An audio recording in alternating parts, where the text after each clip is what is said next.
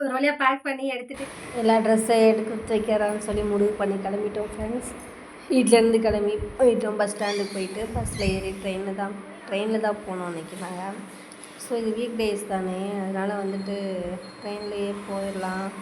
வீக்கெண்ட்னா தான் கொஞ்சம் ரஷ்ஷாக இருக்கும். ஸோ அதனால் வீக் டேஸ் தான் சொல்லிட்டு ட்ரெயின்லேயே போயிடலான்னு சொல்லிட்டு ட்ரெயினில் ஏறினாலே ஒரே சந்தோஷம்தான். கூட்டமே இல்லைங்க, ரொம்ப ஃப்ரீயாக இருந்துச்சு. அதான் என்னென்னு தெரில, ஆச்சரியமாக தான் இருந்துச்சு. எப்பயுமே ரஷ்ஷாக இருக்கும், கூட்டமே இல்லை. சமோசா வேறு அங்கே இருந்துச்சு, நல்லா இருந்துச்சு. எனக்கு சமோசா ரொம்ப பிடிக்கும் பசங்களுக்கு. சரின்னு சொல்லி 2 பேர்த்துக்கு வாங்கி கொடுத்துட்டு அப்படியே ஒரு ஃபோட்டோ எடுத்தோம். பாருங்கள், ஆளே இல்லாமல் ஃப்ரீயாக கிடக்குது.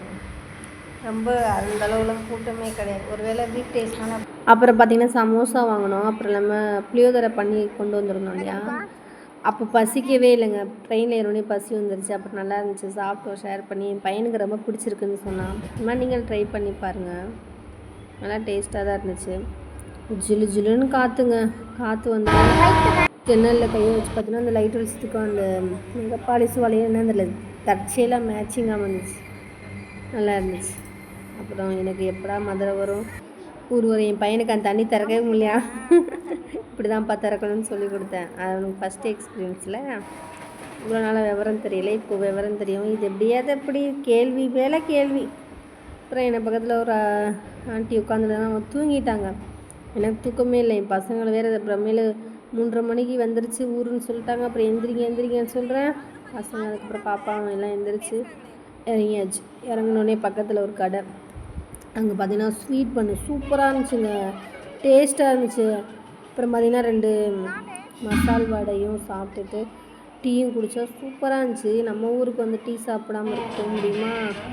சரின்னு சொல்லிவிட்டு ஆளுக்கு ஒரு டீ சாப்பிட்டு ஒரு வடையும் சாப்பிட்டுட்டு அப்புறம் பஸ்ஸுக்காக வெயிட் பண்ணோம். அப்புறம் முதல் பஸ், எங்கள் ஊருக்கு போகிற முதல் பஸ்ஸு வந்துருச்சு.